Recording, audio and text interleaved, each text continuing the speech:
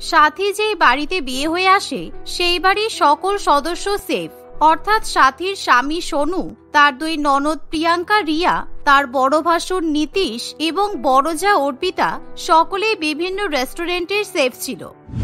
কি ব্যাপার সাথী, বেলা 10টা বেজে গেল আর তুমি মুখে ফেসিয়াল প্যাক লাগিয়ে বসে আছো কেন? আজকে তোমার প্রথম রান্না করার দিন, তুমি রান্না বান্না করবে না? আমি রান্না বান্না করবো মানে? আমার দুই ননদ, দুই ভাসুর, ভাসুরের বউ এত বড় বড় সেফ, আর আমাকে রান্নাঘরে গিয়ে রান্না করতে হবে? কোনো মতেই সম্ভব নয়। তোমরা আমাকে রান্না বান্না করে খাওয়াবে, আমি রান্নাঘরে পা পর্যন্ত রাখবো না। সাথীর এমন কথা শুনে সবাই ভীষণই অবাক হয়, আর তারা ভালো করে বুঝতে পারে যে সাথী খুব একটা সুবিধার মেয়ে নয়। এমন সময় সাথীর দুই ননদ এবং বড় যা রান্নাঘরে গিয়ে রান্না বান্না করতে শুরু করে, আর সাথী তখনই বিভিন্ন রকমের খাবার রান্না করার অর্ডার দিতে রান্নাঘরে চলে যায়। দিদি, তুমি আজকে আমাকে ধনেপাতা দিয়ে মাটন কষা রান্না করে খাওয়াবে, আর প্রিয়াঙ্কা তুমি আমার জন্য মাছের মাথা দিয়ে ডাল রান্না করবে, তার সাথে সরু চালের ভাত। আর হ্যাঁ, আমার ছোট ননদ, তুমি কিন্তু আমার জন্য ওই রেস্টুরেন্ট স্পেশাল ফিরনি করবে, কেমন? বৌদি, আজকে আমরা ভেবেছি যে সাধারণ ডাল ভাত আলু সিদ্ধ রান্না করব, কারণ প্রত্যেকদিন রেস্টুরেন্টে আমরা ভালো মন্দ রান্না করি, আর সেই রান্না টেস্ট করতে করতে আমাদের গা একেবারে গুলিয়ে ওঠে। তাই আজকে বাড়িতে আছি বলে হালকা পাতলা খাওয়াই ভালো। তোমরা হালকা পাতলা খাবে বলে কি আমিও হালকা পাতলা রান্না খাবো? আমি এই বাড়িতে বিয়ে হয়ে এসেছি তার একটাই কারণ, যে আমার শ্বশুর বাড়ির সবাই আমাকে ভালো ভালো খাবার রান্না করে খাওয়াবে। সুতরাং তোমরা যা খাবে খাও, আমার কোনো মাথা ব্যথা নেই, কিন্তু আমাকে ভালো মন্দ রান্না করে খাওয়াও। এই বলে সাথী নিজের ঘরে চলে যায়, আর তার বড় যা এবং দুই ননদ মিলে তাকে ভালো ভালো রান্না করে দেয়। তাই দুপুরবেলা সাথী একা একা বসে সমস্ত খাবার খেয়ে ফেলে। এভাবেই দেখতে দেখতে কিছুদিন কাটে, আর একদিন যখন সাথীর পরিবারের সবাই রেস্টুরেন্টে রান্না করতে যাবে তখন, কি ব্যাপার, তোমরা বাড়ির জন্য রান্না বান্না না করে কোথায় চললে? তোমরা সবাই যদি এখন চলে যাও তাহলে আমি দুপুরবেলা কি খাবো? তোমার জন্য আমরা ডাল ভাত আলু ভাজা করে রেখেছি, তুমি সেটাই দুপুরবেলা খেয়ে নিও। আর আমাদের রেস্টুরেন্টে আজকে একটা প্রোগ্রাম আছে, তাই আমরা সবাই মিলে বিভিন্ন ধরনের রান্না করব। রাত্রিবেলা যদি খাবার বেঁচে থাকে তাহলে তোমার জন্য নিয়ে আসবো।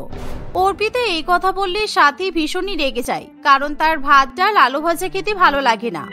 দিদি, আমি মানছি যে তুমি গরিব ঘরের মেয়ে ছিলে, আর ওখানে কষ্ট করে পড়াশোনা করে তুমি সেফ হয়েছো বলে তুমি ডাল ভাত আলু ভাজার মায়া ত্যাগ করতে পারছো না, কিন্তু আমি ডাল ভাত আলু ভাজা খাবো না। সাথী এভাবে অর্পিতাকে অপমান করলে সবার খুবই খারাপ লাগে, কিন্তু তাদের কিছু করার থাকে না, কারণ এখনই সবাইকে 1 ঘন্টার মধ্যে রেস্টুরেন্টে পৌঁছাতে হবে, আর সেখানে গিয়ে অনেক রকমের খাবারও রান্না করতে হবে। তোমার যদি ডাল ভাত আলু ভাজা খেতে সমস্যা হয় তাহলে তুমি অনলাইনে ভালো মন্দ খাবার অর্ডার করে খেয়ে নিও, কিন্তু আমাদের এখন যেতেই হবে, আমাদের দেরি হয়ে যাচ্ছে। এই বলে সবাই সেফের টুপি পরে এবং জামা কাপড় পরে রেস্টুরেন্টে চলে যায়, আর সেখানে গিয়ে সবাই মিলে বিভিন্ন ধরনের ইতালিয়ান, সেজওয়ান, মোগলাই খাবার রান্না করতে শুরু করে। আর দুই ননদ যেহেতু ডেজার্ট স্পেশালিস্ট, তাই তারা বিভিন্ন রকমের কেক বানিয়ে ফেলে। সন্ধ্যাবেলা সেই রেস্টুরেন্টে বিভিন্ন রকমের বিদেশি ক্লায়েন্ট আসলে তারা সব ভালো ভালো খাবারগুলো খেয়ে নেয়, তাই রাত্রিবেলা সেই রেস্টুরেন্টে আর কোন রকম খাবার বেঁচে থাকে না। আর এমন সময় সোনু এবং তার পরিবার যখন ফাঁকা হাতে বাড়িতে ফিরে যায়, তখন আমি সেই সন্ধ্যাবেলা থেকে না খেয়ে বসে আছি যে তোমরা রেস্টুরেন্ট থেকে আমার জন্য ভালো ভালো খাবার নিয়ে আসবে, আর তোমরা ফাঁকা হাতে চলে আসলে। আমরা অল্প অল্প খাবার বাঁচিয়ে রেখেছিলাম যে তোমার জন্য নিয়ে আসবো, কিন্তু রাত্রিবেলা রেস্টুরেন্টে এমন ভিড় হয়ে গেল যে সমস্ত খাবার খাইয়ে দিতে হয়েছে, তাই আর কিছু নিয়ে আসতে পারিনি। আমি এসব কিছু শুনতে চাই না। তোমরা আজকে রেস্টুরেন্টে যেসব খাবার রান্না করেছো তোমরা সেগুলোই আবার এখন রান্না করে আমাকে খাওয়াবে। সাথী এরকম জেদ করতে শুরু করলে তাদের কিছু করার থাকে না, তাই তখনই সাথীর পরিবারের সবাই রান্নাঘরে ঢুকে সাথীর জন্য বিভিন্ন রকমের খাবার দাবার রান্না করে, আর দুই ননদ সাথীর জন্য ভালো মন্দ কেক তৈরি করে। এরকম বিভিন্ন ধরনের রান্না বান্না দেখে সাথীর জিভ একেবারে লোভে লক লক করে ওঠে, আর সে সব রকমের খাবার খেয়ে নেয়। এমনই একদিন, দিদি, তুমি আর আমার দুই ননদ তো খুব ভালো রান্না বান্না করতে পারো, আর তোমরা একদম সার্টিফাইড সেফ, তাই তোমরা আমাকে একটু হেল্প করতে পারবে? তোমার কি হেল্প লাগবে বলো? আসলে আজকে আমার ভাইয়ের ছেলের 5 বছরের জন্মদিন, আর আমার ভাই যে রাধুনীকে রেখেছিল সেই রাধুনী সকালবেলা ফোন করে বলেছে তার নাকি শরীর খারাপ, তাই সে আজকে আর রান্না বান্না করতে আসতে পারবে না। সেই নিয়ে আমার ভাই কিন্তু খুব দুশ্চিন্তায় পড়েছে।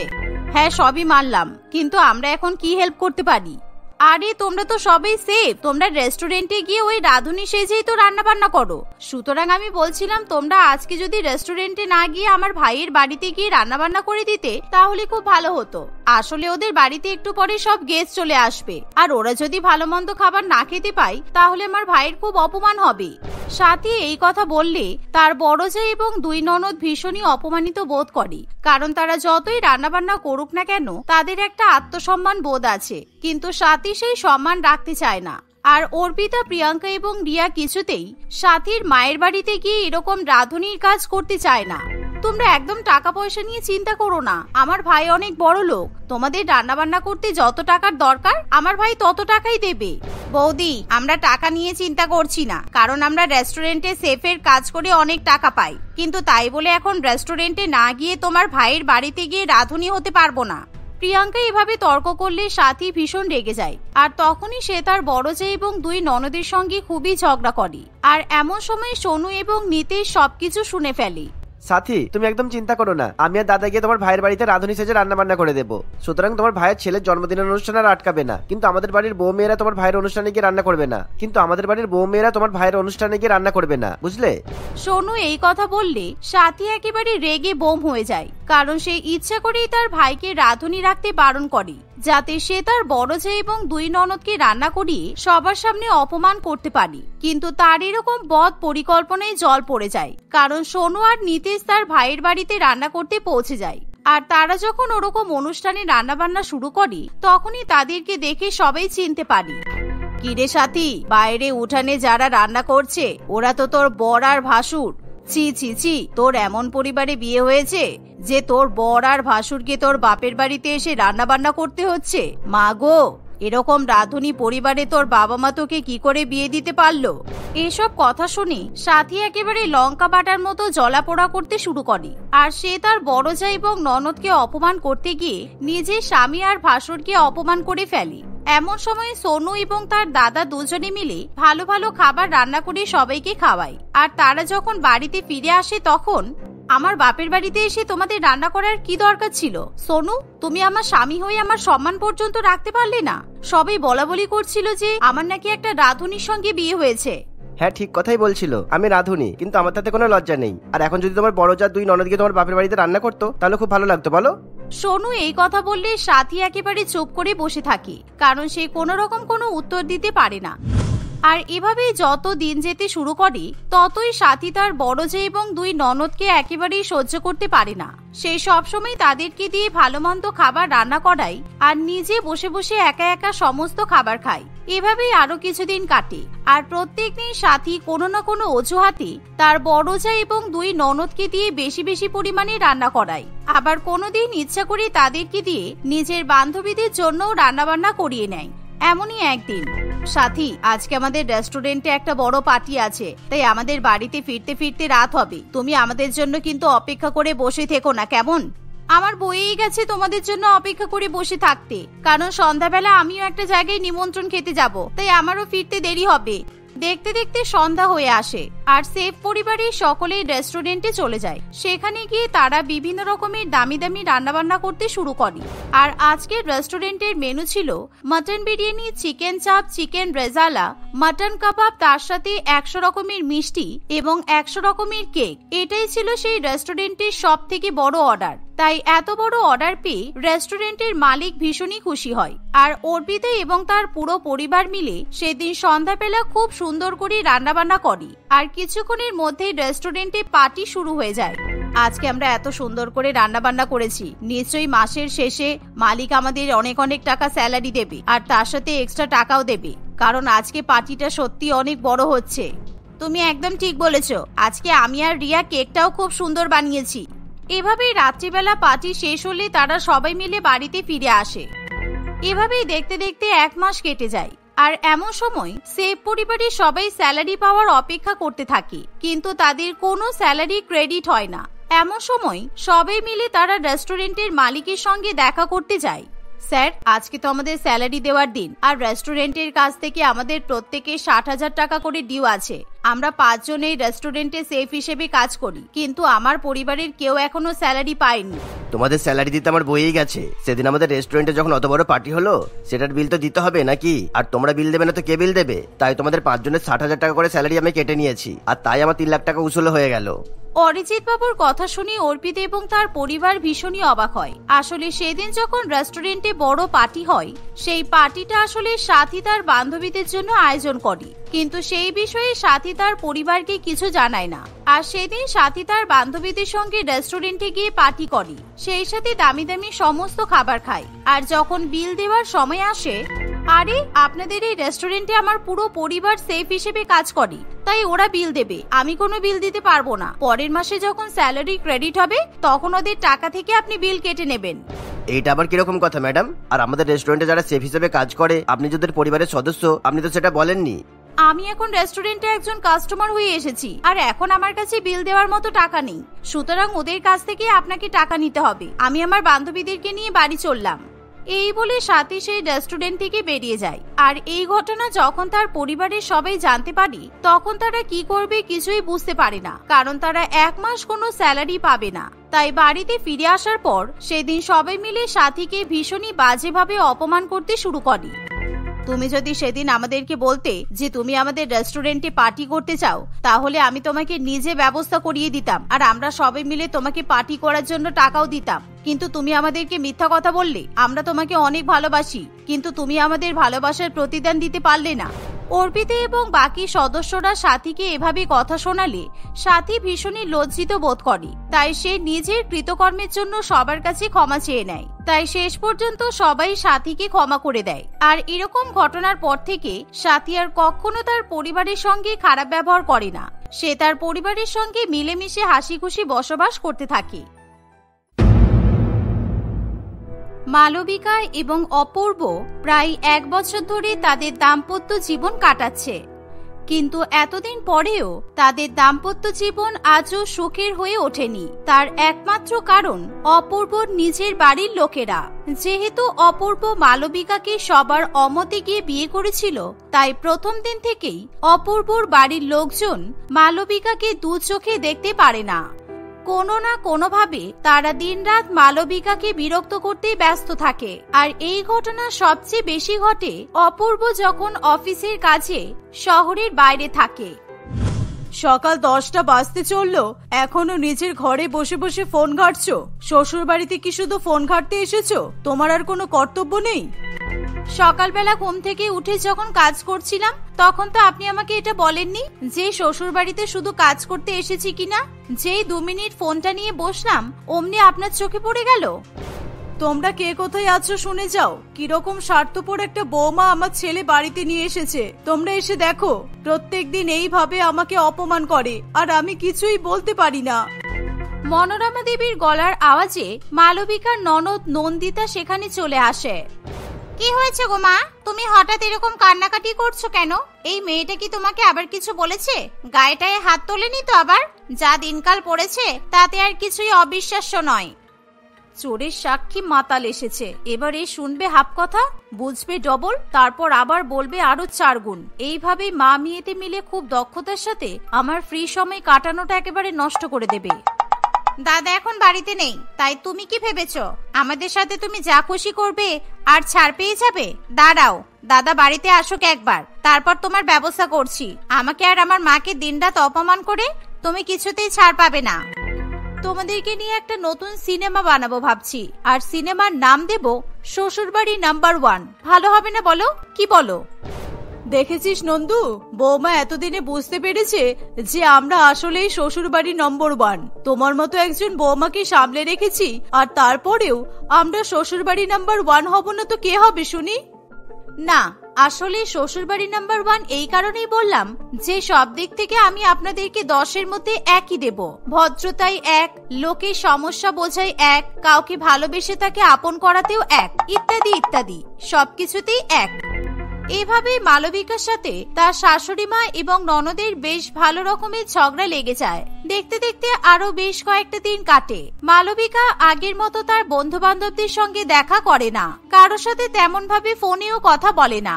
তাই হঠাৎই মালবিকার খোঁজ নিতে তার বেশ কয়েকজন বন্ধু বান্ধব মালবিকাকে কিছু না জানিয়েই তাদের বাড়িতে চলে আসে। বন্ধুরা সেখানে আসতেই মালবিকা তাদের সঙ্গে ব্যস্ত হয়ে পড়ে। সে সারাক্ষণ ঘরে বসে গল্প করলেও তার শাশুড়ি মা কিংবা ননদ কেউই তাকে একবারের জন্য ডাকতে আসে না। এর বন্ধুগুলো কখন যাবে কে জানে, প্রায় 1 ঘন্টা তো হতেই চললো। ওই মহারানী ভিক্টোরিয়া ঘরে বসে বসে গল্প করবে আর ওর কাজগুলো কি আমরা করব? এসব বলিস না, কেউ শুনতে পেলে আমাদের খারাপ ভাববে। বাড়িতে আমরা যা খুশি তাই করি না কেন, কখনোই বাইরের লোকেদের আমাদের ঘরের খবর কিছু বুঝতে দেওয়া যাবে না। এই কথাটা সারা জীবন মনে রাখবি। এই সুযোগে বৌদিরও আমাদের সেরা পাওয়া হয়ে যাবে। ধুর ধুর, ভাল লাগে না এসব। আমি তো ভেতরে গিয়ে বলেই দেব যে ওকে এক্ষুনি কাজ করতে আসতে হবে। ওর কাজ আমি করব না, ও বসে বসে গল্প করবে আর আমি ওর কাজ করব। এই বলে তারা মালবিকার ঘরের ভেতরে যায়। তাদের দুজনকে দেখতেই মালবিকা একেবারে চমকে যায়। আপনারা আমাকে ডাকতে এসেছেন বুঝি? আমি এক্ষুনি যাচ্ছি। এতদিন পরে বন্ধুগুলো এলো, বুঝতেই তো পারছেন কত কথা জমেছিল। সবগুলোকে এক এক করে বলতে শুরু করে দিয়েছি, তাই টাইমের খেয়ালই করিনি। এটা বোধহয় তোর শাশুড়ি মার ননদ, তাই তো? আপনারা ভালো আছেন তো? তোর কিন্তু সারা জীবন আর একটা ইচ্ছা ছিল, তোর একটা ছোট বোন হবে। এখানে এসে আশা করি তোর সেই ইচ্ছাটা পূরণ হয়ে গেছে, তাই না? হ্যাঁ, সে আর বলতে। ঠিক আছে, তোরা কিছুক্ষণ বস, আমি ঘরের কয়েকটা কাজ করে দিয়ে আসছি। বেশিক্ষণ সময় লাগবে না, ঠিক আছে? আমরা তো আগে কখনো তোর বাড়িতে আসিনি, আজ প্রথমবার এলাম। আর আজও তুই এইভাবে আমাদেরকে বসিয়ে রেখে চলে যাবি? তোর শ্বশুর বাড়ির লোক অতটাও খারাপ নয় যে তোকে তোর বন্ধু বান্ধবদের সাথে একটু গল্প করতে দেবে না, কি ম্যাডাম? ঠিক বলছি তো? নন্দিতা হা করে এক দৃষ্টে রাহুলের দিকে তাকিয়ে তার কথা শুনতে থাকে। তার মুখ চোখ দেখলেই বোঝা যায় প্রথম দেখাতেই তার রাহুলকে পছন্দ হয়েছে। হ্যাঁ নিশ্চয়ই, বৌদি এখন আপনাদের সাথে গল্প করবে আর বাকি সমস্ত কাজ আমি করে দেব। বৌদি, তুমি এখানে গল্প করো। তোমার চা খেতে ইচ্ছা করবে বা যা দরকার হবে তুমি আমাকে ডাকবে, কেমন? আমি বাইরেই আছি। হঠাৎ করে নন্দিতা এরকম ভোল পাল্টে ফেলায় মালবিকা এবং মনোরমা দেবী দুজনেই আকাশ থেকে পড়ে। নন্দিতা মালবিকার ঘরে ঢোকার আগে বলেছিল সে কিছুতেই তার বৌদির হয়ে কোনো কাজ করবে না, আর এখন সে একা হাতে সমস্ত কাজ করতে থাকে। এমন দৃশ্য তারা আগে কেউ কখনো দেখেনি। মালবিকা নন্দিতাকে যতবার যেই কাজের জন্য তার ঘরে ডাকে, নন্দিতা ততবারই সেখানে চলে আসে। মালবিকা নিজের এবং নিজের বন্ধুদের পছন্দ মতো নানান রকমের খাবার নন্দিতাকে বানাতে বলে। নন্দিতা কোনো সাড়া শব্দ না করেই সমস্ত খাবার বানিয়ে দেয়। এই সমস্ত খাবার আপনি বানিয়েছেন? সত্যি দারুণ হয়েছে। আপনার হাতে জাদু আছে বলতে হবে। তুই খুব লাকি রে মালবিকা। বাড়িতে এরকম একজন অসাধারণ শেফ থাকলে জীবন কত সুখের হয় সেটা শ্বশুর বাড়িতে এসেই বুঝতে পারছি। আমিও নিজেও জানতাম না যে নন্দিতা এত ভালো ভালো খাবার রান্না করতে পারে। আসলে ও তো আগে কখনো। এবার থেকে তুমি যখন যেটা বলবে আমি সেটাই বানিয়ে দেব, কথা দিচ্ছি। আমি আগে কি করতাম না করতাম, এখন এসব বলে আমাকে আর সবার সামনে লজ্জায় ফেলো না। তোমাদের আর কিছু লাগলে বলো, আমি এনে দিচ্ছি। আপনার আর কিছু লাগবে রাহুল বাবু? তুমি আমার নাম জেনে গেলে কি করে? আমি তো তোমাকে আমার নাম বলিনি, আর তুমি তো এখানে ছিলেও না। নন্দিতা রাহুলের কথার কোনো উত্তর না দিয়ে সেখান থেকে দৌড়ে পালিয়ে যায়। মালবিকা খুব ভালো করে বুঝতে পারে নন্দিতার রাহুলকে পছন্দ হয়েছে। সেই কারণেই হঠাৎই ননদিনী রায়বাঘিনী থেকে সে সোনামণি ননদিনী হয়ে গেছে। নন্দিতার এই ব্যবহার মনোরমা দেবীরও খুবই অদ্ভুত লাগে। সে নন্দিতাকে তার এমন ব্যবহারের কারণ জিজ্ঞাসা করলে নন্দিতার গালগুলো যেন লজ্জায় লাল হয়ে যায়, কিন্তু সে তার মাকে কিভাবে সবকিছু গুছিয়ে বলবে সেটাই বুঝে উঠতে পারে না। মনোরমা দেবী অনেক জোর করায় নন্দিতা নিজের মুখ খুলতে বাধ্য হয়। তুমি অনেকদিন ধরে বলছিলে না আমার বিয়ে দেবে, এবার তুমি চাইলে আমার বিয়ের ব্যবস্থা করতেই পারো। পাত্র আমার পছন্দ হয়ে গেছে। সে কি? কে সে? বৌমার ওই বন্ধু, তাই তো? তাই ভাবি হঠাৎ করে তোর ভোল এমন পাল্টে গেল কেন? তোরা দুই ভাই বোনই সমান। তোর দাদাও নিজের ইচ্ছে মতো বিয়ে করেছে, আর এখন দেখছি তোরও মতিগতি সেদিকেই যাচ্ছে। হ্যাঁ যাচ্ছে তো যাচ্ছে, আমি যেটা বলছি সেটা শোনো। এবার থেকে বৌদির সাথে আর কোনো রকমের খারাপ ব্যবহার করবে না। আমরা যদি বৌদির সাথে আবার আগের মতো ব্যবহার করতে শুরু করি তাহলে ও রাহুলকে আমাদের সবার ব্যাপারে খারাপ খারাপ কথা বলবে। এরকম হলে আমার বিয়ে ঠিক হওয়ার আগেই কিন্তু ভেঙে যাবে। সেদিনের পর থেকে মালবিকার প্রতি তাদের ব্যবহার এমন ভাবে পাল্টে যায় যেন মালবিকা কোনো রাজ্যের রানী আর নন্দিতা ও মনোরমা দেবী তার আজ্ঞাকারী প্রজা। হঠাৎ করে এরকম ব্যবহার দেখে মালবিকা যেমন খুশি হয় তেমনি মজাও পায়। এখন সে প্রায় দিনই বিশ্রাম করে। ফোন দেখে, টিভি দেখে, আর এখন তার বন্ধু বান্ধবরা মাঝে মাঝেই তার বাড়িতে আসে। মালবিকা এমনিতেও আর আগের মতো অক্লান্ত পরিশ্রম করে না, কিন্তু তার বন্ধু বান্ধবরা এলে তাকে নিজের জন্য জলটাও নিয়ে খেতে হয় না। তার সমস্ত কাজ করে দেওয়ার জন্য নন্দিতা সারাক্ষণ পেছনে পেছনে ঘুরতে থাকে। এই সমস্ত কিছু দেখে মালবিকার বন্ধুদেরও খুবই ভালো লাগে। সত্যি তো শ্বশুরবাড়ি একেবারে নাম্বার 1 শ্বশুরবাড়ি। আমি আমাদের এতজন বন্ধু শ্বশুরবাড়িতে গেছি ঠিকই, কিন্তু কোথাও তাদেরকে এইভাবে ফ্রিতে থাকতে দেখিনি। তুই সত্যি সত্যি খুব লাকি। লাকি তো আমাকে তুই বানিয়েছিস রাহুল। তুই না থাকলে আমার কপালে যে এত সুখ লেখা ছিল সেটা আমি জানতেই পারতাম না। Thank you so much. আমি আবার এর মধ্যে কি করলাম? আমি তো যা দেখেছি তাই বলেছি। তোর শাশুড়ি মা একেবারে নিজের মায়ের মতো তোকে আগলে রাখে। তোর ননদ তো নিজের বোনের মতো তোকে ভালোবাসে। তারপর ও তো কত ভালো রান্নাও করতে পারে। মনোরমা দেবী আর নন্দিতা বাইরে থেকে দাঁড়িয়ে তাদের কথা শুনতে থাকে। নন্দিতা মনে মনে খুবই খুশি হয়, কিন্তু হঠাৎই মালবিকার ঘরের ভেতর থেকে চিৎকার চেঁচামেচির আওয়াজ শুনতে পেয়ে নন্দিতা এবং মনোরমা দেবী দুজনেই খুব ভয় পেয়ে যায়। তারা শুনতে পায় রাহুল যেন চিৎকার করে করে কি সব বলছে। তারা ভালো করে দরজার বাইরে কান পেতে সমস্ত কথা শোনার চেষ্টা করে। এই কারণে তুই আমাদের সবাইকে তোদের বাড়িতে ডাকিস না, তাই তো? তুই জানিস না আমার গার্লফ্রেন্ড আছে, তারপরেও তোর কিভাবে মনে হলো আমি তোর ননদকে বিয়ে করতে পারবো? তোর থেকে কিন্তু আমি এটা একেবারেই আশা করিনি।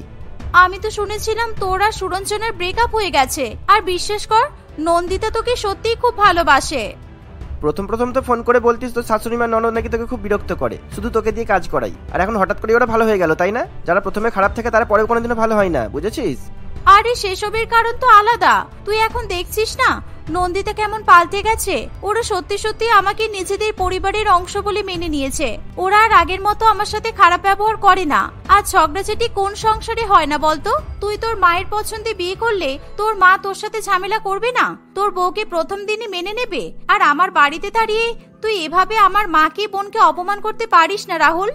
তুই যে এইভাবে নিজের স্বার্থের জন্য আমাকে বলে দিবি এটা আমি একবারের জন্যও ভাবিনি। আমি আর কোনোদিনও তোদের বাড়িতে আসবো না। এই বলে রাহুল সেখান থেকে বেরিয়ে যায়। মালবিকা তাকে অনেকবার থামানোর চেষ্টা করলেও রাহুল তার কোনো কথাই শোনে না। এক এক করে তার বাকি বন্ধু বান্ধবরাও সেখান থেকে চলে যায়। এভাবেই দেখতে দেখতে কয়েকদিন কাটে। মালবিকা লক্ষ্য করে নন্দিতা আর মনোরমা দেবীর ব্যবহার অনেক পাল্টে গেছে। রাহুলের সাথে নন্দিতার বিয়ে হবে না জেনেও নন্দিতা আবার আগের মতো কঠোর হয়ে যায়নি। সে এখনো একই রকম ভাবে মালবিকার খেয়াল রাখে। আর তারা ছোট ছোট কারণে একে অপরের সঙ্গে ঝগড়াও করে না। বিশ্বাস করো, আমি জানতাম না যে রাহুলের গার্লফ্রেন্ড আছে। তুমি একদম দুঃখ পেও না। আমি তোমার জন্য ওর থেকেও ভালো ছেলে খুঁজে এনে দেব। আমার একটা মাত্র ননদিনী বলে কথা, তাকে তো সৎপাত্রে দান করতেই হবে। আমি এখন বিয়ে করতে চাই না বৌদি। বিয়ের পরে যদি আমারও তোমার মতো ননদ আর শাশুড়ি মা হয় তখন? তুমি তো মানিয়ে নিয়েছিলে, কিন্তু আমি তো পারবো না। বলো। যেভাবে সেদিন তোমার বন্ধুদের সামনে আমাদের প্রশংসা করলে, আমাদের বিরুদ্ধে খারাপ কথা শুনে তুমি যেভাবে জবাব দিলে, তাতে আমরা বুঝতে পেরে গেছি বৌমা, আমার ছেলে কোনো সাধারণ মেয়েকে বিয়ে করেনি।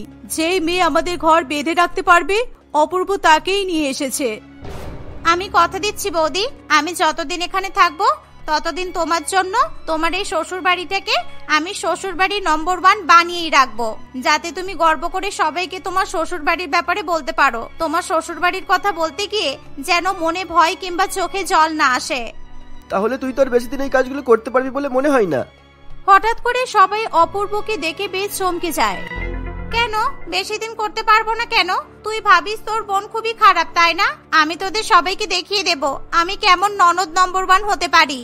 বিয়ে করে শ্বশুর বাড়িতে চলে গেলে তোর তো এসব প্রমাণ করার সুযোগ হবে না। বিয়ের পরে বরকে নিয়ে ঘুরতে এসে সব প্রমাণ করিস। এই রাহুল, ভেতরে আই তো। এই নে, তোর বরকে একবারে হাত পা বেঁধে ধরে নিয়ে এসেছি। তুই আমাদের বাড়িতে এসেছিস কেন? তুই যে বলেছিলি আর কোনোদিনও আসবি না, তুমি কেন ওকে অনিন্দিতার বর বললে? কারণ ওরও নন্দিতাকে পছন্দ। ওর কোনো গার্লফ্রেন্ড নেই। আমি ওকে মিথ্যা কথা বলতে বলেছিলাম। তুমি যখন আমাকে বলেছিলে যে রাহুলকে নন্দিতার পছন্দ হওয়ায় হঠাৎই তোমার প্রতি ওদের ব্যবহার পাল্টে গেছে, তখনই আমি রাহুলকে বলেছিলাম যে সে যেন নন্দিতাকে বিয়ে না করার কথা তোমাদের সবাইকে বলে দেয়। আমি দেখতে চেয়েছিলাম রাহুল আমাদের বাড়িতে আসা বন্ধ করলে তোমার প্রতি আমার মা বোনের ব্যবহার পাল্টে যায় কিনা, কিন্তু পাল্টে যায়নি। তাই আবার আমি আমার বোনের হবু বর্মশাইকে সাথে করে নিয়ে চলে এলাম। অপূর্বর এই কথা শুনে সবাই আনন্দে আত্মহারা হয়ে ওঠে। সব থেকে বেশি খুশি হয় নন্দিতা। কয়েকদিনের মধ্যেই খুবই ধুমধাম করে নন্দিতা আর রাহুলের শুভ বিবাহ সম্পন্ন হয়।